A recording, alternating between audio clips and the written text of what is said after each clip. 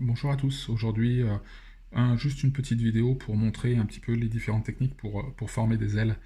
Euh, Là pour le coup en cul de canard, après il y a plein d'autres matières qui permettent de le faire, mais le cul de canard c'est une matière qui est quand même très utilisée, assez sensible à manipuler, mais qui reste une valeur sûre et très efficace.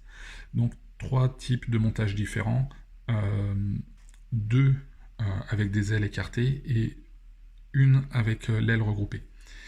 Donc là, je ne vais pas du tout travailler le corps de ma mouche, je vais juste travailler la partie aile. Le corps, ça sera vraiment au choix de chacun, en fonction du type d'éphémère qui veut imiter. Donc là, je viens positionner mon fil de montage sur le premier tiers, parce que c'est là où j'ai besoin d'un sous-corps pour préparer mon aile. Toujours bien faire l'aile sur un sous-corps en fil et jamais directement sur le fer de l'hameçon. Le problème du fer de l'hameçon, c'est que ça va glisser, l'aile va tourner et on n'aura aucune stabilité dans le montage. Donc là, j'ai préparé mon sous-corps.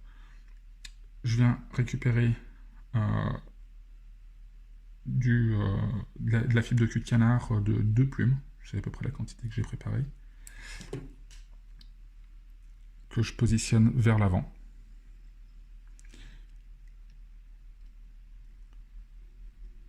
Deux tours morts juste pour le positionner, un troisième tour pour le serrer, un petit peu comme on ferait avec du chevreuil. C'est moins impressionnant qu'avec le chevreuil parce que le chevreuil va très facilement tourner si on ne fait pas exactement ce montage-là. Mais c'est quand même très très efficace sur de la plume.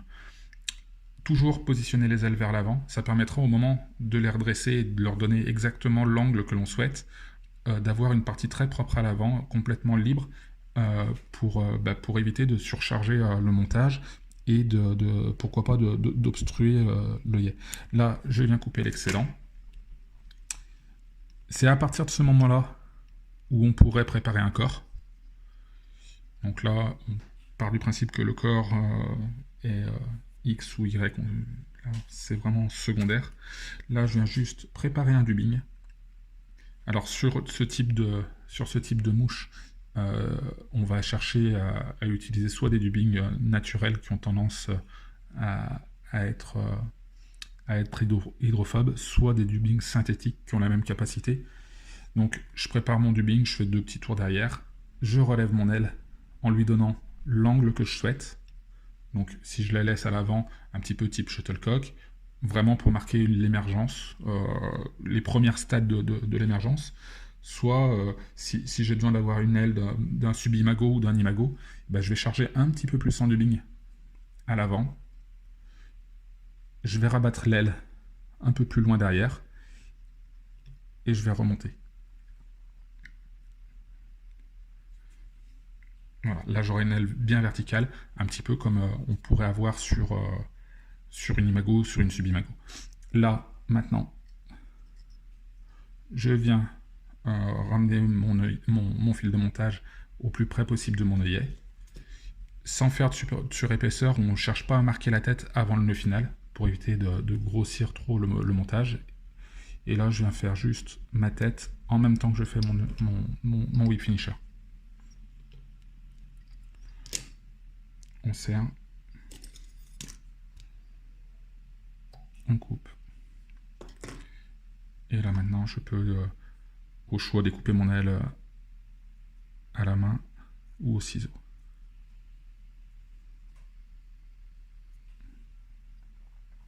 Voilà pour la première façon de faire l'aile. Là, on a une aile groupée juste avec un pinceau de cul de canard. Deuxième façon de faire mon aile, donc là, ça va être une version avec les ailes écartées. Donc, toujours pareil, je recommence sur mon tiers avant pour préparer mon sous-corps. Je remonte mon fil à l'endroit exact où je souhaite que mes ailes soient positionnées une fois le montage fini.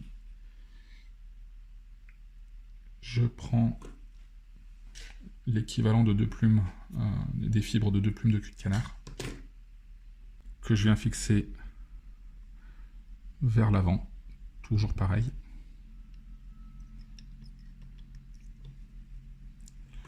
Deux tours pour bloquer, 2 tours pour serrer, un tour pour bloquer, et je redescends un petit peu plus bas pour préparer mon dubbing. Là, je prépare un dubbing très léger. Là, je suis en opossum naturel. Ça pourrait très bien être en lièvre. Ou avec un autre dubbing, peut-être de cul de canard, même quelque chose d'un petit peu hydrophobe. Et là, au lieu de venir faire des enroulements de dubbing à l'avant et à l'arrière, je viens mettre mon hameçon quasiment à l'horizontale pour bien voir le volume de mon toupet. Et je viens faire un nœud en 8. Montage en croix.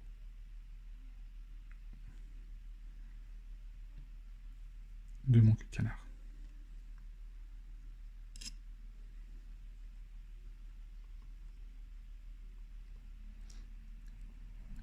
Mes ailes là sont toujours inclinées vers l'avant et quasiment à l'horizontale, exactement comme un spent. Mais après, j'aurais plus qu'à gérer le positionnement des ailes sur la longueur pour avoir des ailes plus ou moins à 90 degrés de l'hameçon, et sur la hauteur pour avoir des ailes plus ou moins verticales. Et là, je finis avec mon dubbing pour les relever par-dessus mon nœud en croix. Et comme ça, je vais avoir exactement l'orientation que je veux sur mes ailes.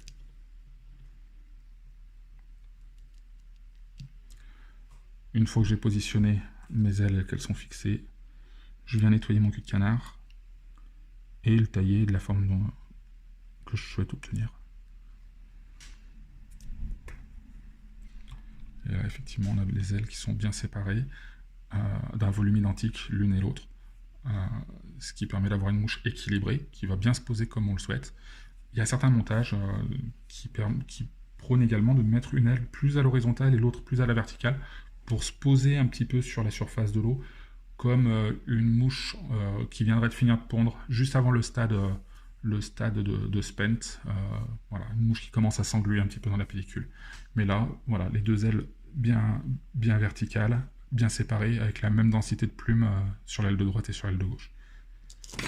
Une fois que j'ai fait ça, toujours pareil, j'ai toujours le fer nu de l'hameçon à l'avant, juste derrière l'œillet, pour pouvoir faire ma tête en même temps que mon whip finish.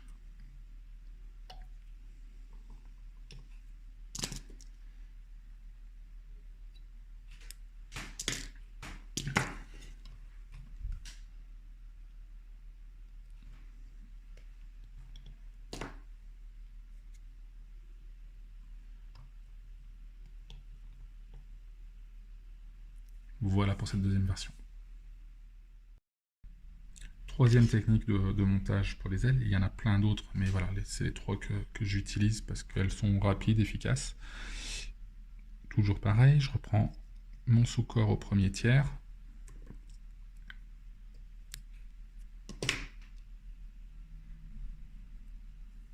Je prépare mon cul de canard. Pareil, l'équivalent de 2 fibres, l'équivalent de 2 plumes. Que je viens emprisonner et bloquer.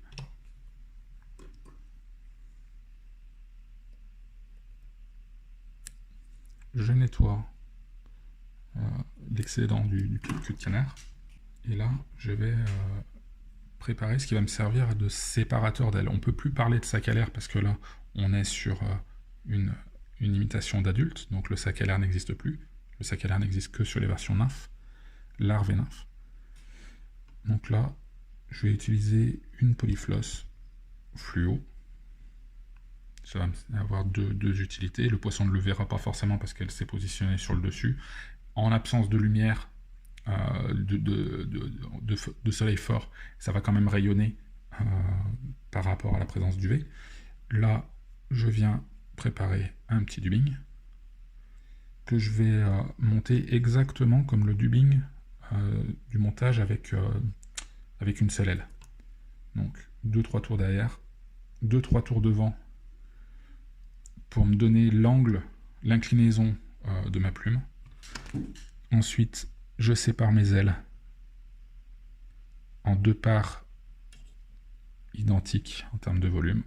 Je rabats ma polyfloss.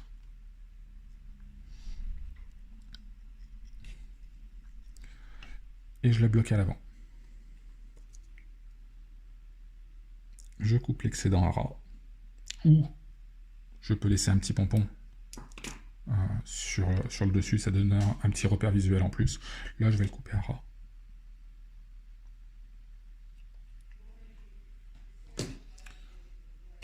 Je nettoie bien la tête avant de la finir. Ça évitera que pendant que j'exécute le whip finish, les fibres viennent obstruer mon œillet. Là, je finis juste un petit peu ma tête. Je récupère mon whip finish.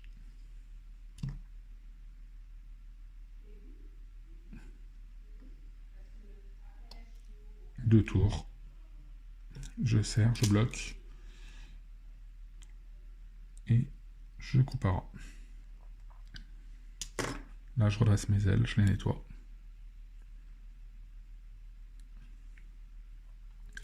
Et comme ça, j'ai deux ailes parfaitement homogènes qui vont me permettre d'équiper toutes mes imitations d'effets. Voilà, un excellent montage à tous et à très bientôt.